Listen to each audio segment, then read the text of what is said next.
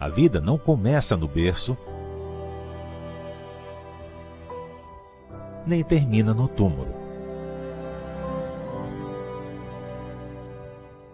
Já existíamos antes e continuaremos a existir após a experiência terrena. Somos espíritos imortais, criados por Deus e fadados ao progresso infinito. A felicidade é a nossa destinação.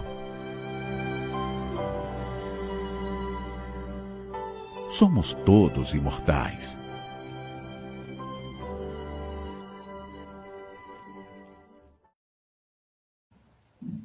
Boa noite, meus amigos e amigas que nos assistem e aqueles que nos assistiram depois. Sejam todos muito bem-vindos.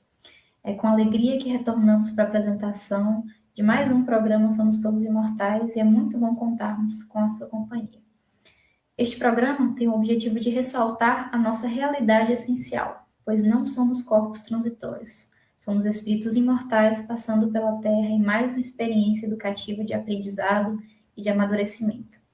Hoje, em nosso 106º programa, temos a alegria de contar novamente com a participação do nosso querido irmão, Maxlane Lacerda. Muito boa noite, Max. Boa noite, Lorena. Boa noite, amigas e amigos, todos que estão conosco aqui. Boa noite a todos que estão vivos, em ambos os planos. E hoje iremos abordar com o Max o tema sobre o mundo espiritual. Então, vamos começar com a nossa primeira pergunta. Tem um pequeno texto.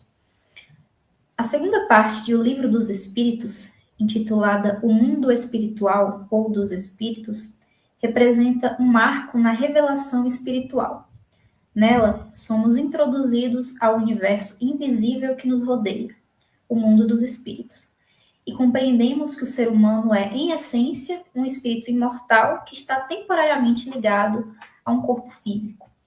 Essa parte da obra nos apresenta ensinamentos fundamentais sobre a natureza dos espíritos, sua origem, evolução, relações entre si com os espíritos encarnados, bem como também os princípios que regem a vida espiritual.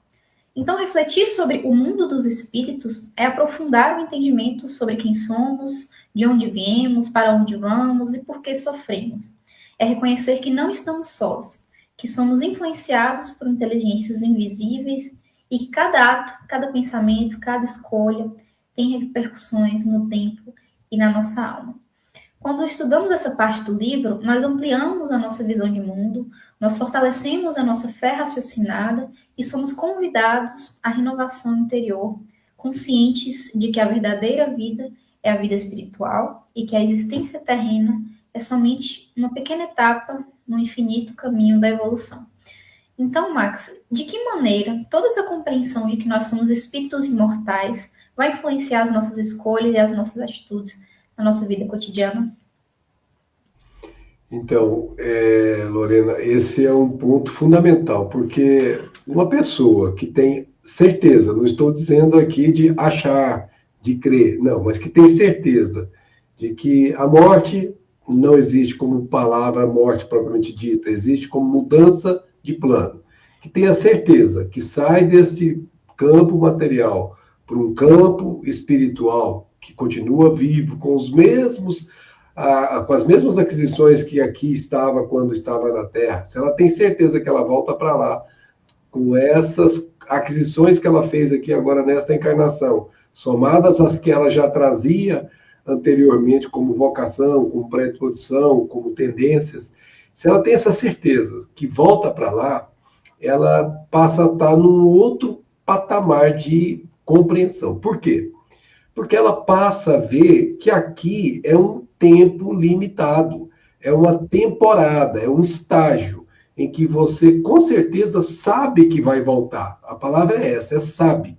Você sabe que vai voltar por quê? Porque o corpo físico ele foi concebido exatamente para ter uma duração compatível com o nível evolutivo que nós nos encontramos agora, para que o espírito possa experimentar. Nós vivemos aqui nesse mundo físico de experiências.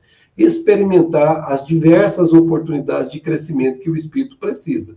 Quando ele sabe disso, ele é equivalente àquele aluno dedicado, ele se esforça para fazer os melhores resultados que ele poderia fazer com posse desse conhecimento. É como se ele tivesse terminando o ano letivo e pudesse voltar para sua casa e pudesse levar, entre aspas, o boletim, né, com as notas que ele, obviamente, obteve aqui com o seu esforço, e aí sim chegar do lado de lá, levando alegria para os que ficaram aguardando ele, e ele voltando de lá também com alegria e a certeza íntima de ter feito o dever que deveria ter feito. Em outras palavras, ele não vai apostar as fichas dele aqui, porque ele sabe que aqui é meio e lá é fim.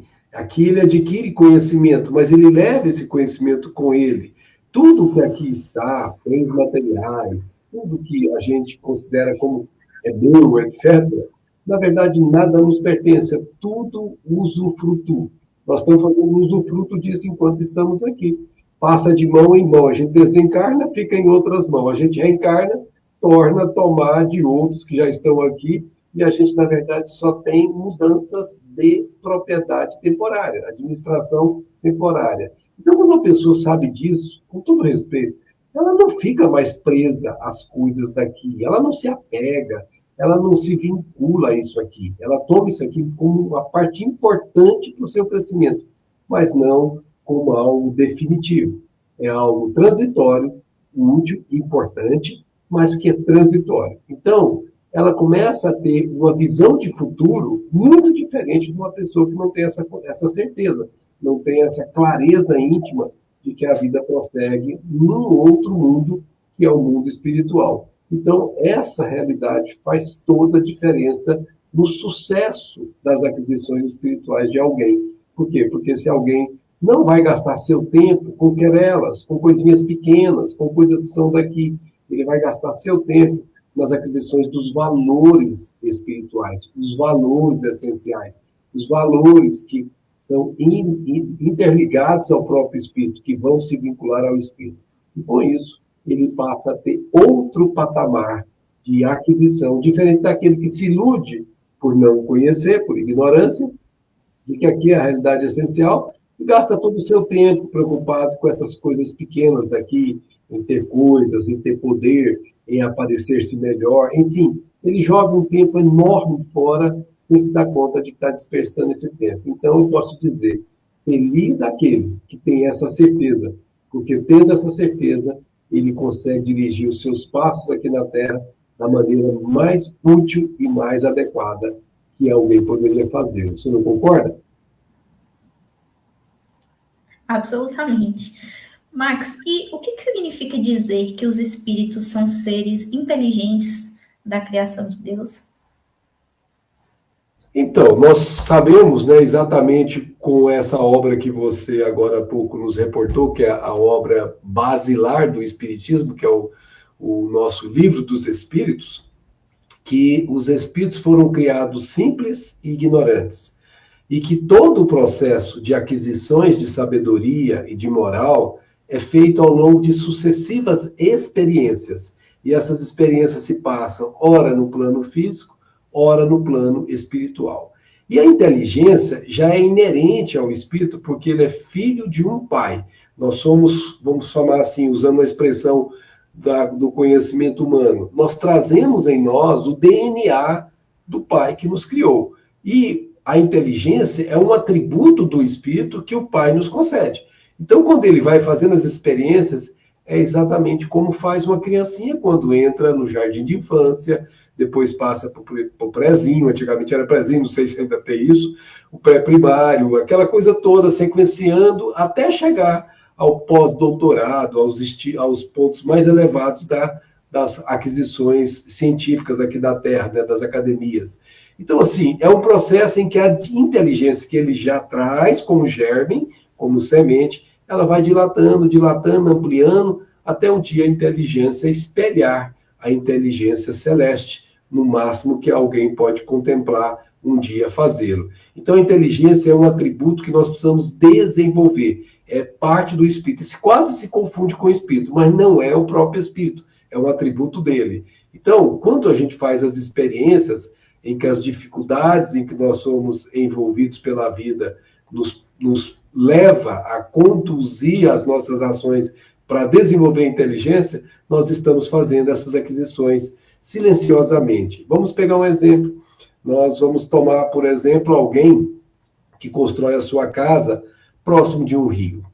E aí vem uma enchente e ele passa por muita dificuldade, às vezes pode até ter a vida de alguém ceifada por esse rio, e ele aprende com essa experiência dolorosa a não mais fazer a construção da casa na área de interferência do rio. Ou seja, o rio tem a sua vazante e essa vazante alcança um determinado limite lateral.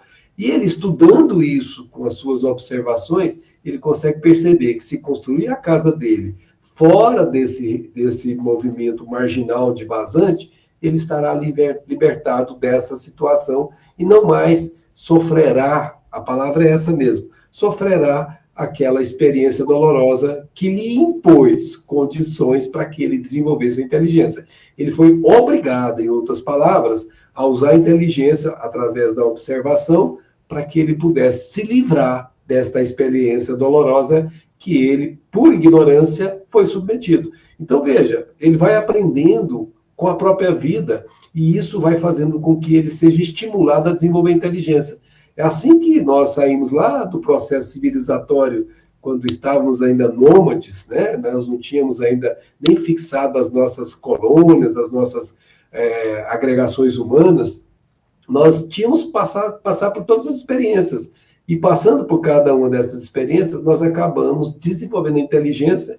E hoje nós chegamos ao ponto de você estar em Vitória da Conquista, eu estar aqui em Brasília, e uma série de amigas e amigos estão em diversos lugares. E estamos todos juntos. Quem é que imaginaria um dia pensar numa situação... Vamos voltar aqui, década de 60. Quem é que pensaria nisso? Isso seria inconcebível. Alguém falaria, isso é utopia, Marcos, você está doido? Isso nunca vai acontecer. O que é que proporcionou isso? A inteligência. Mas a inteligência não foi do dia para a noite. Isso é um processo acumulativo. E não é de um indivíduo, é de uma coletividade toda. Nós nos beneficiamos uns dos outros. As inteligências se sobrepõem e elas fazem com que as aquisições de conforto, de intelectualidade ampliada, elas sejam obtidas com esses recursos. Então, a inteligência é uma bênção de Deus que faz com que nós atinjamos cada vez mais aquela condição de discernir, de separar o joio do trigo, o bem do mal. E fazendo isso, desenvolvendo a inteligência, como nos ensinam os Espíritos na questão 788, nós vamos preparando o desenvolvimento do que é mais elevado ainda do que a inteligência, que é o moral, que é aquele sentir o outro dentro de nós. Quando a gente percebe o bem e o mal, nós já sabemos fazer escolhas com responsabilidades. Daí porque Paulo disse, tudo posso, mas nem tudo me convém. Como é que ele chega a essa conclusão? Pela inteligência que foi a observação. Ele sabe no íntimo, pelas experiências anteriores, que aquilo tem consequências. E como que ele sabe disso? Porque as experiências anteriores fizeram ele aprender a duras penas, muitas vezes, mas aprendeu. E se ele for sensato, ele segue o caminho que vai fazer com que ele mantenha a consciência tranquila. Tudo posso, mas isso aqui não me convém. Então, ele pondo isso na cabeça dele, não dando vazão aos caprichos pessoais, ele chegará àquilo que chama-se harmonia, paz íntima, e ele estará, quando isso acontece, vibrando mais próximo da vibração cósmica que rege o mundo. Então, a inteligência é o caminho para a nossa paz futura, que se fará pouco a pouco, não é mesmo? Max, você mencionou das sucessivas encarnações que nós embarcamos rumo ao progresso espiritual, mas esse início, de que forma que os espíritos eles são criados por Deus? Todos eles possuem essa mesma origem? Todos. Na verdade, a história é bem mais longa, né? Porque os espíritos nos ensinam na questão 540 de O Livro dos Espíritos que tudo na vida se encadeia. E eles chegam a dizer textualmente, desde o átomo primitivo, que não é o átomo de hidrogênio, é anterior a ele, até o arcanjo. E disseram eles que também começou pelo átomo. Ou seja, o arcanjo, que é um espírito com E maiúsculo, muito evoluído, começou como um espírito com E minúsculo, que a gente chama de princípio espiritual, lá na matéria mais primitiva que começou aqui na Terra. E todo esse périplo que a gente faz é como se fosse aquela escada de Jacó. A gente vai fazendo a ascensão e essa ascensão leva muito e muito tempo aos olhos humanos. Porque se você pegar a história evolutiva do nosso planeta, são 4,56 bilhões de anos. E o átomo primitivo começou antes do nosso planeta existir. Então você percebe o quanto é longo isso. Se você tomar só o período que nós estamos chamando de hominal, que é o período em que nós entramos naquilo que se chama consciência de si mesmo, reconhecemos como sendo parte de um todo, fomos individualizados, em outra palavra, e Kardec chama isso de espírito com E maiúsculo, nós temos um tempo que só aqui na Terra nós já podemos afirmar sem nenhuma dúvida, já passaram 40 mil anos de experiências e nós ainda estamos no mundo de expiações e provas. Se você analisar o quanto ainda nós temos que subir na escada da vida, nós ainda teremos que caminhar muito e muito e muito na direção da nossa perfeição, como Jesus nos diz, sede perfeitos como perfeito é o vosso Pai. Daí porque nós falamos anteriormente que quem tem consciência, a palavra é essa mesma, que dá a certeza íntima de que a vida não é aqui, aqui é escola, e a vida é muito mais ampla e vai além da compreensão humana quando encarnado no mundo espiritual, essa pessoa amplia as suas possibilidades de acelerar esse processo. A escada, em outras palavras, torna-se mais verticalizada. Ele tem uma ascensão mais rápida na direção da meta que o Pai criou, que é voltar para Ele. Todos nós fomos criados simples e ignorantes, mas todos nós temos uma fatalidade comum. Vamos voltar para o Pai de onde nós viemos. E esse retorno não é gratuito. Nós temos uma parte na obra do Pai. Cada um de nós foi criado com uma missão específica e cumpre a nós fazer esta missão acontecer, e é aí que a gente se sente bem fazendo as aquisições e tendo a certeza de que atendeu à vontade do Pai. Isso é um processo longo que a humanidade começa a compreender há muito pouco tempo e que vai ainda muitos e muitos milênios pela frente, com certeza. Mas sabendo que a vida é assim, a gente vai sem errar caminhos, sem tomar atalhos como fizemos muitas vezes por ignorância, outras vezes por caprichos, quando a gente quer fazer a vontade da gente e não a do Pai. Então, em outras palavras, o conhecimento que veio pelo Evangelho e foi esclarecido de maneira claríssima pela doutrina espírita, ele te liberta, porque ele faz com que você caminhe na direção da sua meta final com suavidade. Como Jesus chegou a dizer, o meu jugo é suave, o meu fardo é leve. O que é isso? Jugo é a lei. A lei dele é suave, é fazer a vontade do Pai. Você não sofre para fazer a vontade do Pai, pelo contrário, você se alegra. E o que é o fardo? O fardo é a sua parte na obra do Senhor, é a sua parte naquilo que você precisa entregar para o Pai que te criou. Então, se nós seguirmos os caminhos que Jesus nos ensinou, nós teremos uma vida suave e carregando um peso que a gente nem percebe que está carregando, porque é parte da nossa própria essência. Então, com certeza, fomos criados simples, mas já estamos num estágio bem avançado em relação à origem, mas um estágio muito longe em relação ao final. Portanto, nós estamos medianamente entre o começo e o fim do nosso processo evolutivo, viu, Lagana? Max, ainda nesse sentido da criação, os espíritos, eles foram criados bons e maus, ou eles vão se tornar bons e maus ao longo do tempo? E por que aquelas criaturas que se tornam más, né, já que o Criador, ele é bom por excelência? Essa pergunta é muito interessante e ela é capciosa se você não cuidar com atenção de observá-la, né? Veja só, como foi dito agora há pouco, que os espíritos nos falaram, simples e ignorantes. Simples porque nós não tínhamos nada de atavios, éramos realmente como Deus espera que sejamos quando voltarmos para Ele. Simples, absolutamente simples. Mas éramos ignorantes, ou seja, ignorantes no sentido de não saber, de não conhecer. De não saber e não conhecer no sentido das experiências, porque o saber e o conhecer já é parte integrante do ser, que traz o DNA do Pai, que sabe tudo, e, obviamente, esse DNA está íncito em cada um de nós. O Pai nos deu uma coisa preciosíssima para que a gente tenha, nesse périplo que nós estamos falando de evolução, o mérito das nossas ações. Para que esse mérito seja nosso, que ninguém tome decisões por nós, ele deu um poder em mão de cada um de nós. E esse poder vai se ampliando à medida que a gente vai evoluindo. Esse poder chama-se livre-arbítrio. Eu posso escolher os caminhos que eu quero. Só que, preste atenção, eu só vou saber que o verde é verde e que o vermelho é vermelho se eu colocar os dois na minha frente e conseguir ver um e o outro. Então eu preciso experimentar a visualização do verde e a visualização do vermelho para saber o que é um e o que é o outro.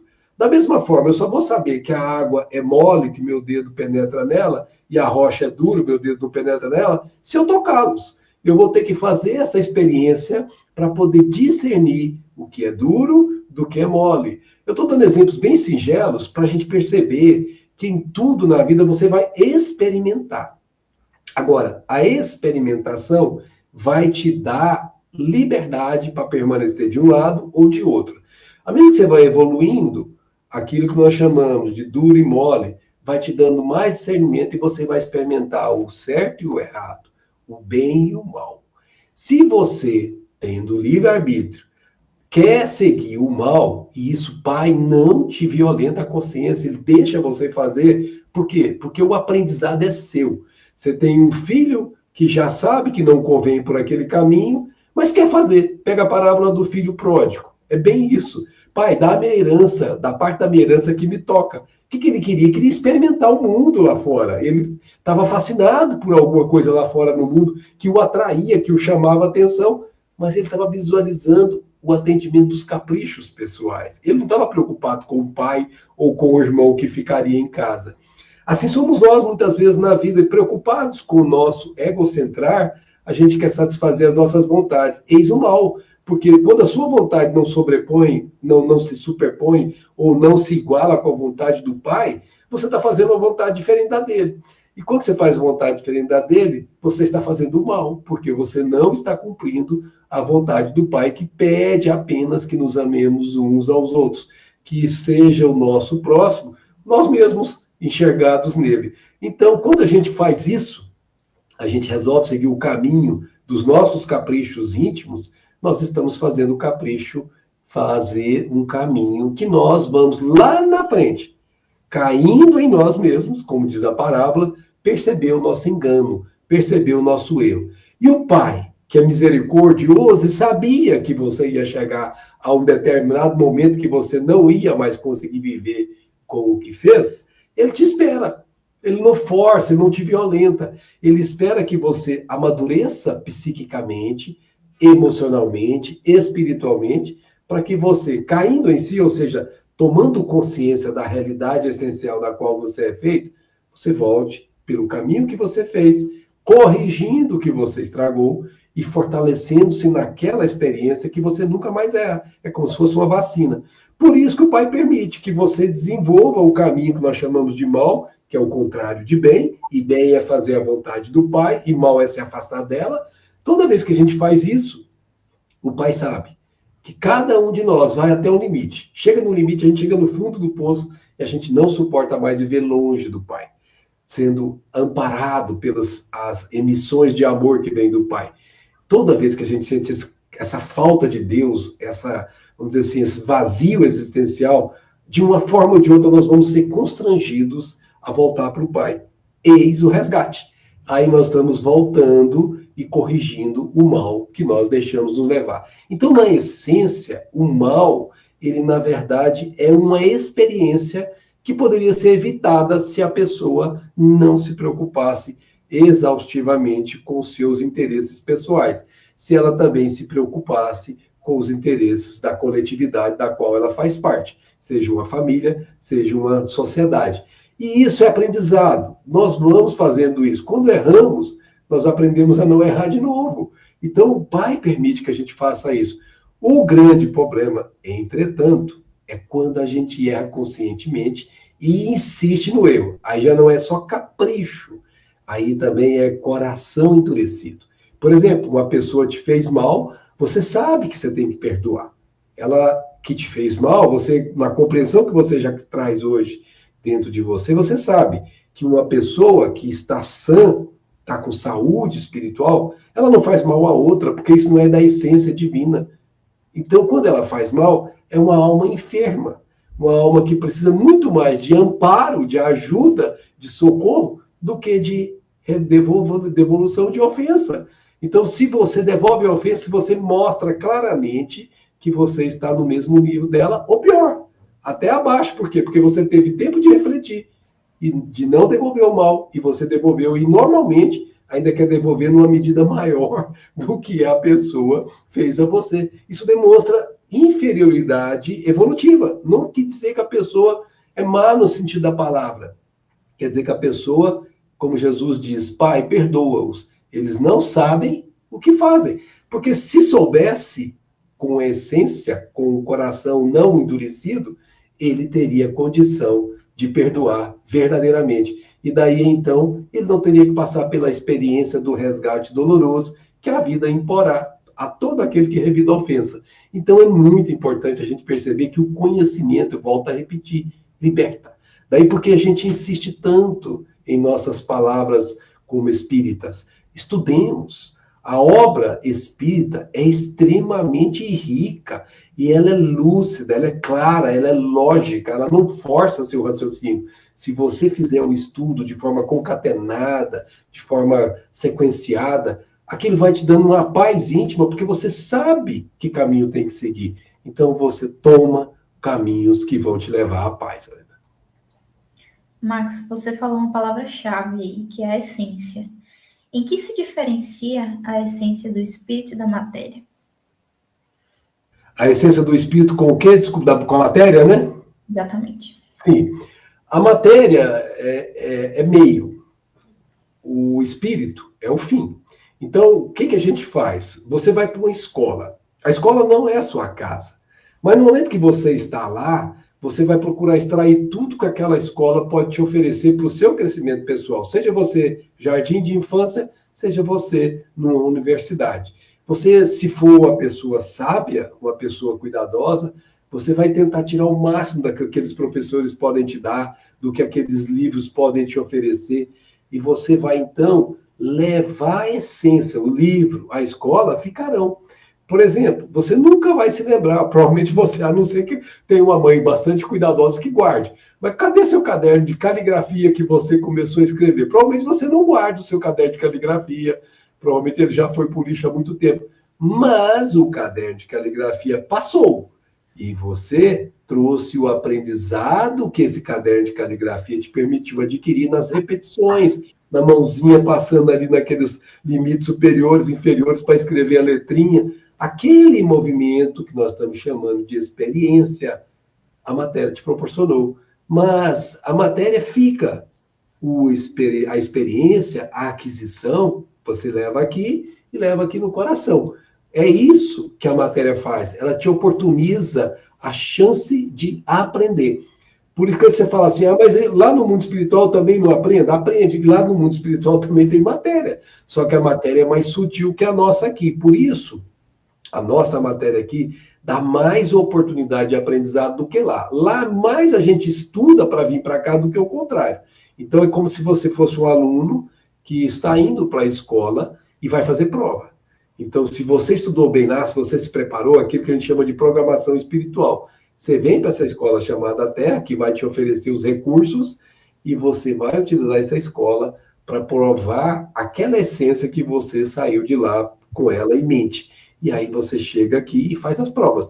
Não é por acaso que o mundo chama expiações e provas. E o expiações vem primeiro, infelizmente, porque a gente ainda é teimoso, espíritos rebeldes. Expiação nada mais é do que prova, só que é uma prova compulsória, é obrigatória. Ah, você não quer fazer de modo próprio? Então tá bom, a vida vai te constranger a fazer. E você vai ter que fazer a prova. Não, você vai ter que voltar lá, não adianta você fugir da escola. Você vai ter que voltar. Sensato aquele que, sabendo disso, não perde um dia sequer das oportunidades que essa matéria te proporciona para crescer como espírito, que é a sua essência e que é a sua finalidade. Voltar para o Pai, que é espírito, como disse Jesus, espírito e verdade. Devemos adorá-lo como tal. Então, se a gente é também espírito, nós vamos adorar o Pai em espírito e não na matéria. Perfeito, Max. E você mencionou a matéria enquanto meio, né? Mas entre a matéria e o espírito, nós temos o perispírito, né? O que é o perispírito? Qual a sua função na manifestação do espírito? Então, é uma matéria intermediária. A matéria que nós temos no nosso corpo físico, neste planeta de expiações e provas, porque num planeta mais elevado, o perispírito se confunde com o corpo, você nem consegue perceber. Mas nesse planeta que nós vivemos, que ainda tem uma matéria muito densa, só para você ter uma ideia de como essa matéria é densa, quando aquela personagem do livro Renúncia, que se chama Alcione, decidiu sair lá do planeta onde ela estava, para vir para a Terra socorrer uma alma querida que ficou atrasada, aquela caprichosa que não quis seguir os caminhos, quando ela veio buscar o tal do Pólux, o benfeitor que ela se reportava a ele lá, ele advertiu: minha filha, a matéria daquele planeta é extremamente densa, você pode não conseguir sair de lá. Ou seja, é tão densa que espíritos que têm já um nível evolutivo, quando vêm para cá, essa matéria toma tanto a condição que eles correm risco também de terem suas dificuldades aqui. Então, o que significa isso? Que essa matéria, sendo tão densa, a distância dela para a matéria que nós chamamos, propriamente dito, matéria do perispírito, ela é uma matéria tão sutil que, se não fosse essa matéria, nós não conseguiríamos fazer o espírito se comunicar com essa matéria grosseira.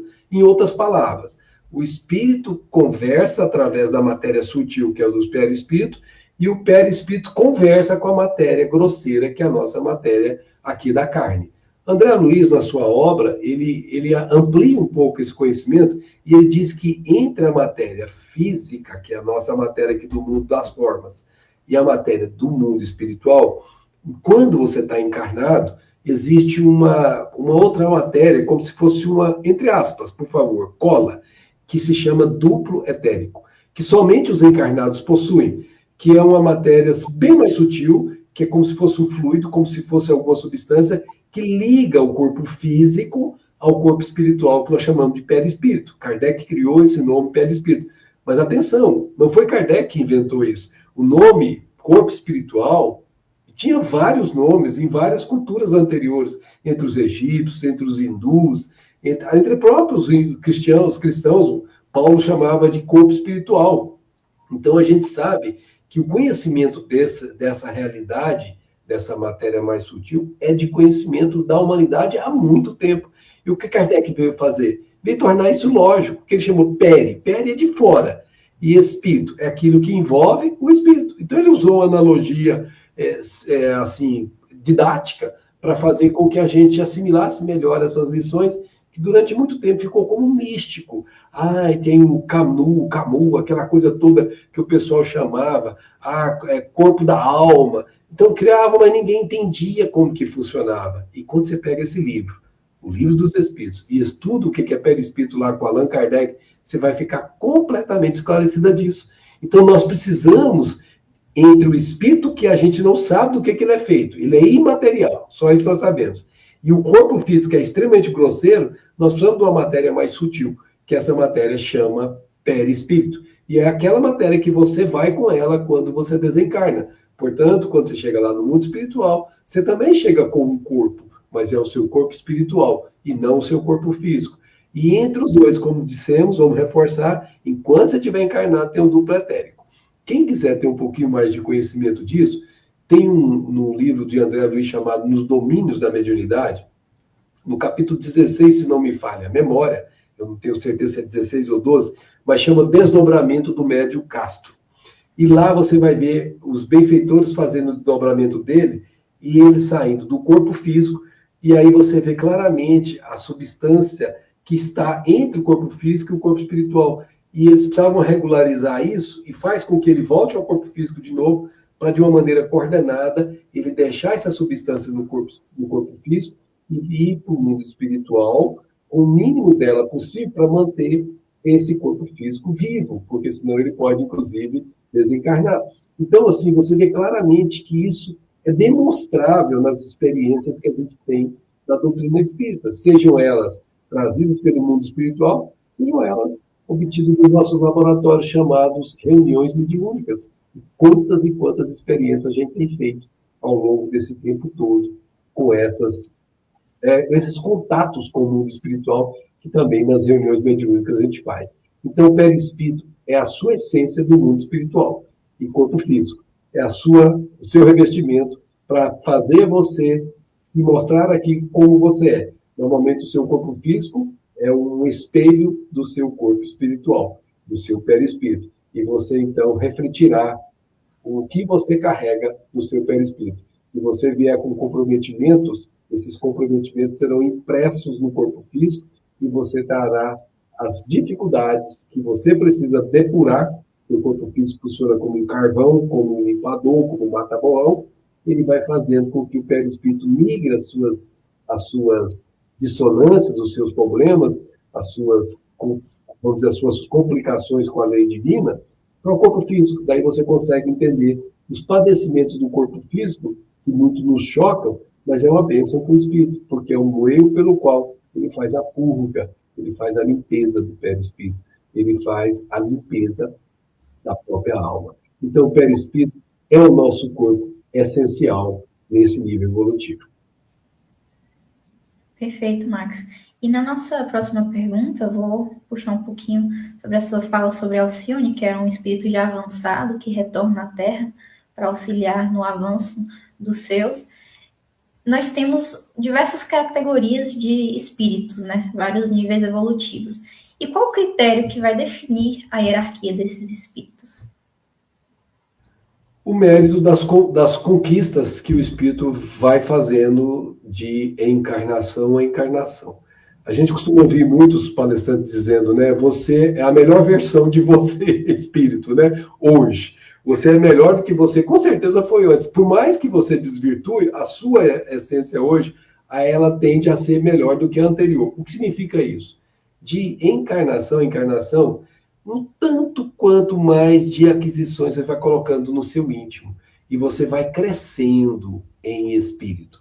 Então, as suas aquisições, elas são decorrentes das experiências. Quanto mais boa vontade, quanto mais esforço, mais persistência em fazer a vontade sua ser equivalente à vontade do Pai, mais você adquire elevação na escala evolutiva em termos hierárquicos.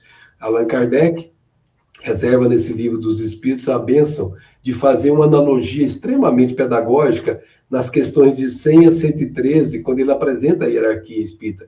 Ele divide os espíritos em 3 ordens, né? Aquela ordem superior de todas, que é a principal, que já não tem mais matéria, que são espíritos que vivem em mundos celestiais, e que a gente aqui só comenta, porque a gente nem sabe como é que é, porque está tão distante ainda de nós. Mas depois tem os bons espíritos, que são essas grandes almas que de vez em quando vêm aqui para a Terra, né? De vez em quando não, elas vêm sempre aqui na Terra, mas não são espíritos que reencarnam aqui com a mesma frequência daqueles que estão na terceira ordem, os espíritos imperfeitos.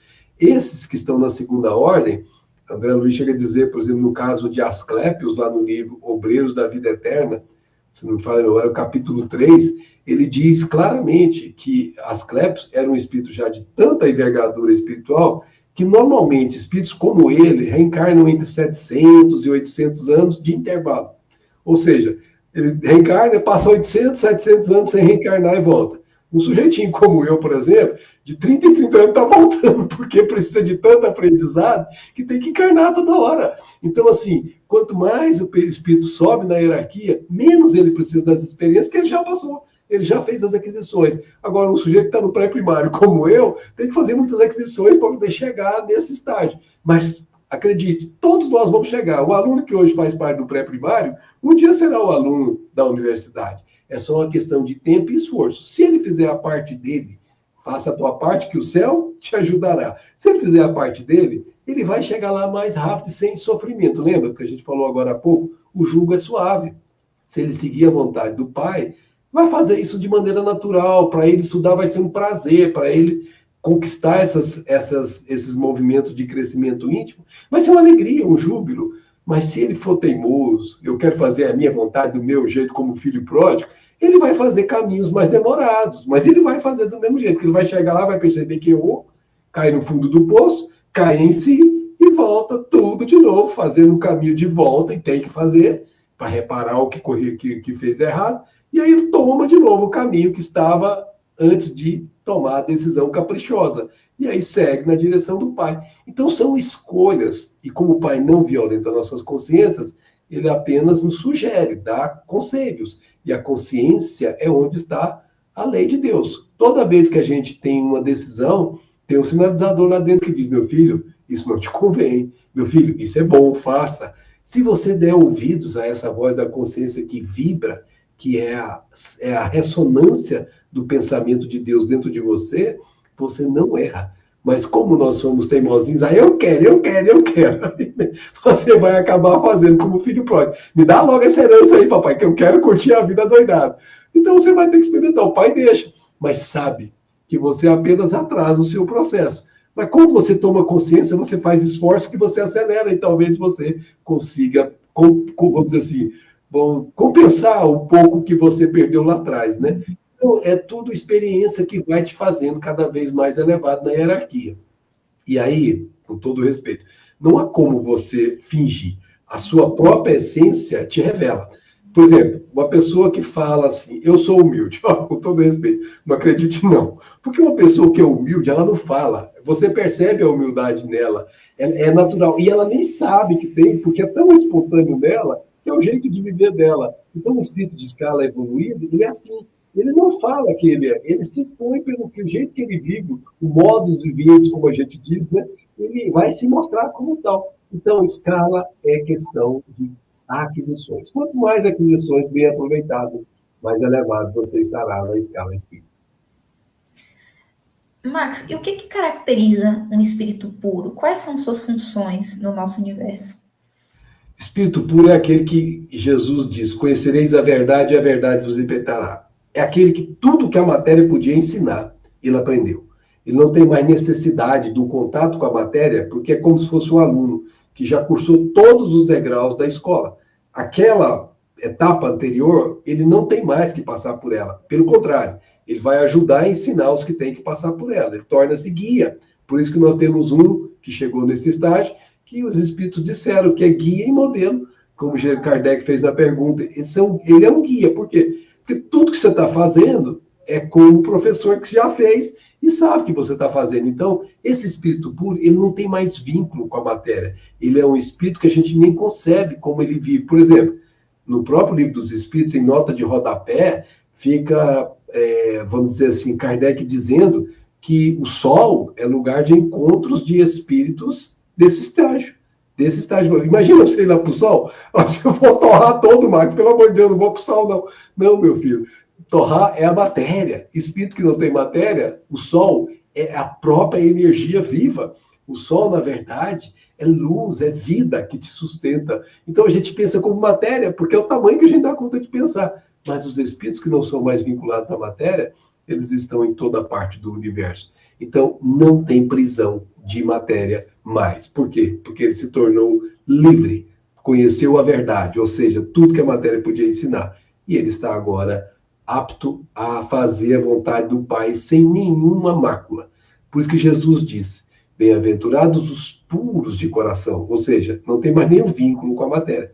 Ele não tem nenhuma mácula, porque estes verão a Deus. Ou seja, você só vai ver Deus quando você estiver completamente desobstruído da matéria. E isso, com todo respeito, é caminho que nós temos que seguir gradualmente, com muito esforço e muita boa vontade. E Jesus disse, eu sou o caminho. Ninguém vai ao Pai senão por mim. Então, se a gente já sabe disso, isso é lógico, não é forçado, não é alguém que me diz. Não, isso é raciocínio lógico. Gente, por que não seguir o caminho dele? E o que ele ensinou? A fazer o bem, nada mais do que isso. A pensar no outro, tanto quanto você pensa em você. Não precisa ser você só pensar no outro. Você pode pensar na mesma medida que você pensa em você. Se preocupar com o outro, como você se preocupa com você. Quando você fizer isso, você está fazendo a vontade do Pai. E você estará apto a assumir a hierarquia de espíritos libertos da matéria. Max, você falou um pouco sobre os espíritos puros, falamos sobre a hierarquia. E como se organiza essa escala espírita definida por Kardec? Ela não tem um ponto de demarcação, né? Você, por exemplo, pode encontrar dentro de uma sala de aula alunos que se destacam em relação a outros. Uns têm dificuldade de aprendizado e outros têm facilidade. Você já deve ter percebido, por mais que a gente selecione, sempre vai ter um que tem facilidade. Vamos pegar, por exemplo, matemática. Tem um que sobressai em matemática, mas ele deve ser um desastre em português às vezes, né? Então, assim, tem conquistas que nós vamos fazendo que elas vão ficando inerentes a nós. Então, onde você vá, aquilo vai com você, independentemente de onde você estiver, se você está na matéria, se você não está, aquilo funciona como se fosse algo que propaga em você e espontaneamente ele vem. É o que a gente chama de tendência, vocação.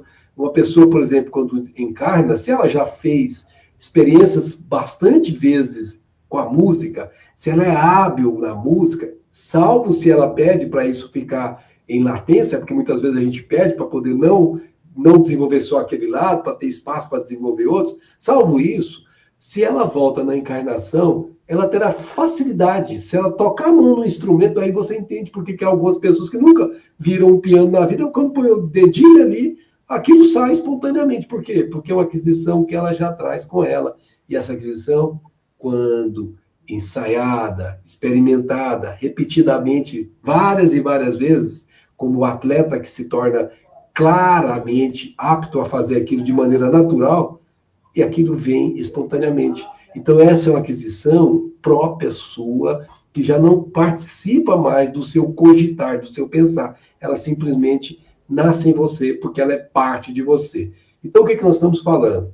Que essa escala espírita, ela demarca aqueles que têm essas espontaneidades daqueles que estão conseguindo essa espontaneidade. Se você prestar atenção, você vai observando os espíritos que têm vindo à Terra, que têm espontaneidade de fazer o bem. Por exemplo, vamos pegar uma pessoa que eu tenho muita admiração por ela, Madre Teresa de Calcutá.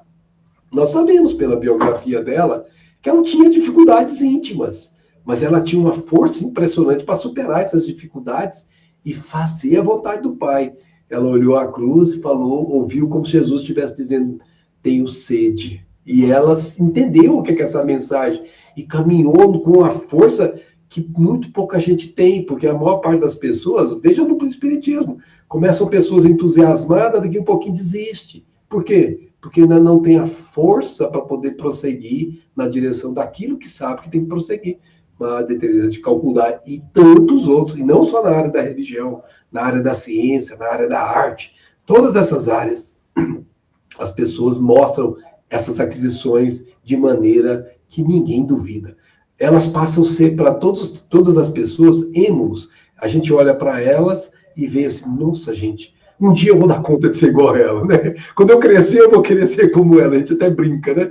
Por quê? Porque ela tem aquela expansão natural. Ela não articula uma única palavra, mas você passa a tê-la como referência pelo modo como ela vive. Isso demarca claramente o espírito elevado. Tem espíritos que vestem corpos horrorosos, mas você daria tudo para ficar do lado dele 24 horas, porque emana deles tanto bem que você se sente tão bem, porque aquela beleza física você não enxerga mais, você só enxerga a beleza da alma. Então, as aparências aqui na Terra, elas podem levar você a equívocos, mas se você olhar a essência das pessoas, aquilo que elas expõem naturalmente, como pessoas, por exemplo, que nunca foram numa escola, são analfabetas, mas você para conversar com elas, você vê tanta sabedoria nascendo daquela pessoa, você fala, gente, isso aqui é um doutor, não é um analfabeto de modo algum. Por quê? Porque não é a pessoa de hoje falando, é o espírito de antes emanando dele o que ele já conquistou. Então, essas pessoas se demarcam claramente, assim como você vê um que tem dificuldade tremenda para aprender, por exemplo, não entra em ressonância com ele absolutamente nada do sentimento, é uma pessoa de coração endurecido, que é da pessoa que não consegue perceber que tem que fazer o bem. O que tem diferença entre um e o outro? Um já fez tudo, o que está num nível mais elevado. Esse tem tudo por fazer, e ele vai ter que fazer. E um dia o coração dele também será tão sensível quanto é o coração de uma alma elevada. Então a hierarquia se demarca pelas experiências acumuladas. E as experiências acumuladas refletem quem é a pessoa pelo modo como ela vive. Max, e que papel desempenham esses espíritos superiores na orientação da humanidade? Eles são os diretores, né? Eles são aqueles êmulos, como a gente usou essa expressão, aquelas referências que quando a gente está desperto, porque atenção, Jesus estava na Terra e tinham muitos espíritos tão envaidecidos que tomaram a decisão de matá-lo e colocaram numa cruz infamante e o mataram. Por quê? Porque essas pessoas ainda não tinham aquela ressonância com a poderosa força desses êmulos, desses guias, desses espíritos que são pontos de referências muito elevados, e essas pessoas ainda embrutecidas, porque não estão ainda trabalhadas no sentimento, elas simplesmente incomodam-se com a presença de um ser que é superior a ele. Ele começa a se julgar como alguém que está sendo invadido no seu poder. Vamos pegar os casos da época de Jesus, que para eles percebiam claramente o poder de Jesus, mas eles não aceitavam que o poder deles fosse diminuído em relação ao de Jesus. E ficavam mal consigo mesmo porque não conseguiam fazer o que Jesus fazia.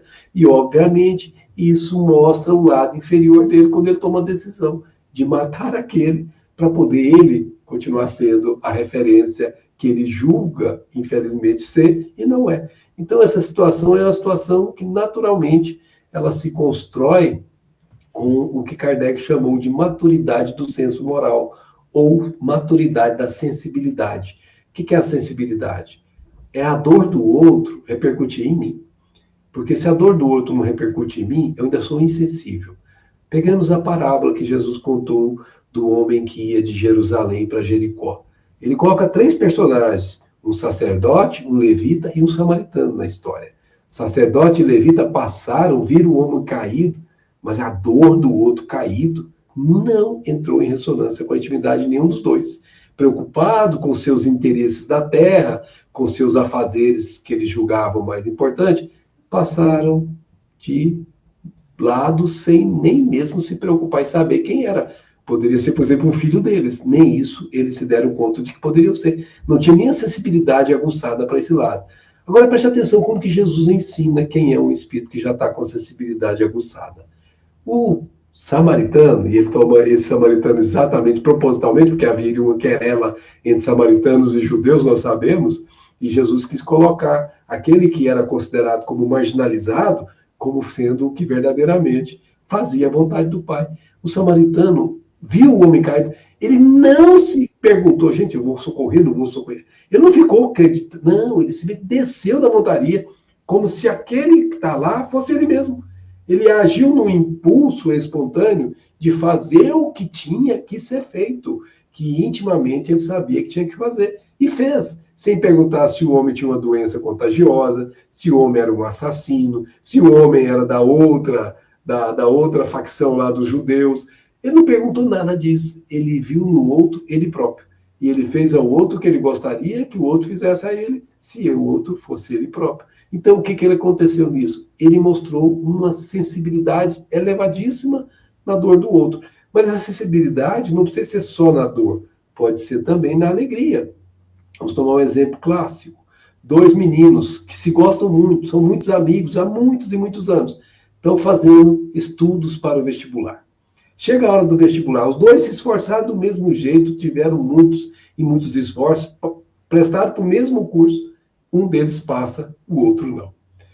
Se o que não passou tiver maturidade do senso moral, ou seja, sensibilidade aguçada, ele vai se alegrar com o outro, vai dizer intimamente, nossa, Senhor, um dia serei eu também. Graças a Deus que um de nós conseguiu. Mas se for uma pessoa ainda que não tem a maturidade do senso moral evoluído, ele vai dizer assim, ai, que coisa, ele foi e eu não, por que ele é melhor do que eu? Ou seja, ele começa a ver o lado oposto daquela que devia ser a alegria do outro, transbordando nele também. Ele vê a alegria do outro incomodando ele, como os judeus se incomodavam com Jesus. Deveriam se alegrar, porque tinham um ser tão elevado, ajudando tanto, e ao invés de se alegrar, eles faziam exatamente o oposto. É como esse menino, que não consegue ver no outro o que ele podia ser ele mesmo, e que ele um dia chegará como o outro chegou. Então isso tudo é maturidade do senso moral, maturidade da sensibilidade. Por isso que quando a pessoa está com a maturidade da sensibilidade tão aguçada, ela não perdoa. Mas ela não perdoa exatamente porque ela não se ofende. Por que você vai perdoar se você não se ofende? Essa pessoa chegou nesse nível, ela não se ofende. Ela vai ver aquelas criaturas como enfermas que precisam de ajuda e não de perdão. Então é muito importante perceber que nós temos que desenvolver o nosso senso moral. Nós temos que perceber que somos parte de um todos e todos nós nos interdependemos. Todos nós precisamos uns dos outros e temos que fazer aos outros o que está no limite das nossas forças, das possibilidades que hoje nós já somos portadores. Aí, então, estamos cumprindo a lei de Deus. Max, passando aqui para um outro bloco, né, do nosso programa, que é sobre as provas e expiações. Por que que os espíritos, eles passam por provas e expiações durante a sua jornada evolutiva? Na originalidade, nós devemos passar só por provas. Expiações é escolha. Porque se a gente fizesse a vontade do Pai, o jugo seria suave e o fardo seria leve. O que você sentiria é apenas o suor do trabalho, que um leve e descansado repouso te restabelece prontamente. Mas, como você pede a herança para o Pai e quer fazer os seus caprichos prevalecerem, você fez uma escolha que não está em harmonia com a harmonia cósmica. Logo, quando você sai dessa harmonia, você entra em dissonância. Imagina que o Sol e a Terra possam representar essa imagem.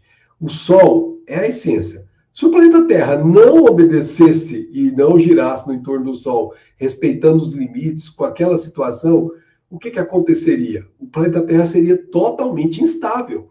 E qualquer que fosse o desvio de rota do planeta Terra, ele seria naturalmente constrangido a voltar para a rota para se reequilibrar. Assim são os seres humanos. O Pai é o sol de nossas vidas. Toda vez que você não vibra naquela périplo do Pai, fazendo a vontade dele, você entra naquele abalar de rota. E você tem que voltar para a rota, porque você é pequeno, o Pai é grande. E é você que é constrangido a voltar para a rota, e não a rota voltar-se para você. O que nós fazemos? Nós queremos que o Pai faça os nossos caprichos e não o contrário, que nós atendamos à vontade do Pai. Então, esse movimento é o que faz com que a gente sofra. E a dor, ela é uma dor chamada dor-evolução. Ela é natural. Como, por exemplo, dente nascendo numa criancinha. É natural. Você se lembra do seu dente nascendo? Você não se lembra, porque é tão passageiro, dor do crescimento, né? As meninas têm até as estrias de crescimento às vezes, né?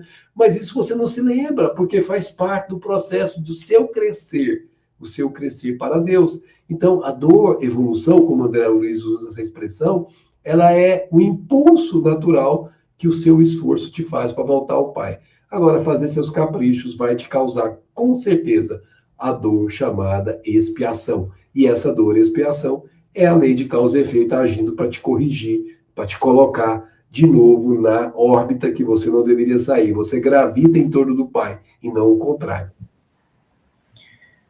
Max, toda dificuldade ou sofrimento na vida vai ser uma expiação de faltas anteriores? Negativo. Toda dificuldade é uma bênção, porque é o estímulo da sua primeira pergunta sobre a inteligência. Toda dificuldade vai te promover meios de você crescer. Toda vez que você está na zona de conforto, olha, é um perigo. Se você está fazendo tudo como você sempre fez, você não está crescendo.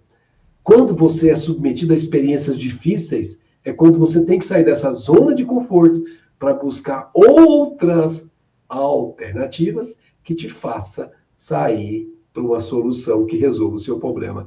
Então, as dificuldades, elas são impulsos de evolução. Elas são como se fosse aquela imagem da pipoca. Você pega a pipoca, ela vai ser sempre o milho se você não colocar o calor da panela para a pipoca arrebentar, né?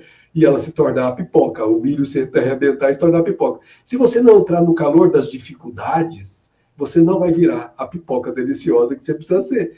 Então a gente tem que levar isso bem em conta. As dificuldades, elas não são para nós sofrermos, elas são para nós crescermos. Nós sofremos no sentido da palavra passar pela dificuldade, porque depois dela, depois daquele calor da panela, nós nos tornaremos muito melhores do que éramos antes, teremos evoluído, teremos crescido. Então, bendita seja a dificuldade, benditos sejam os desafios. Agora, quanto a gente é teimoso, os desafios podem vir junto com o sofrimento que a gente acabou de falar agora. E isso não faz parte do processo evolutivo. Isso foi escolha da criatura. Max, e para finalizar o nosso programa de hoje, o que determina o estado de felicidade ou o estado de sofrimento do espírito no mundo espiritual? Para mim, pessoalmente, estado de plenitude é quando a minha vontade está exatamente fazendo igualitária com a vontade do Pai. Em outras palavras, quando o meu pensamento vibra na frequência do pensamento cósmico. Isso é sobrepor a qualquer situação, isso é plenitude. Isso é o reino de Deus dentro de nós. É fazer a vontade do Pai. Quando Jesus diz, eu e o Pai somos um, significa dizer que ele vivia exatamente como se fosse Deus. Ele pensava, ele falava, ele praticava, ele sentia como se fosse o próprio Pai fazendo isso. Então, essa representação é a plenitude da criatura.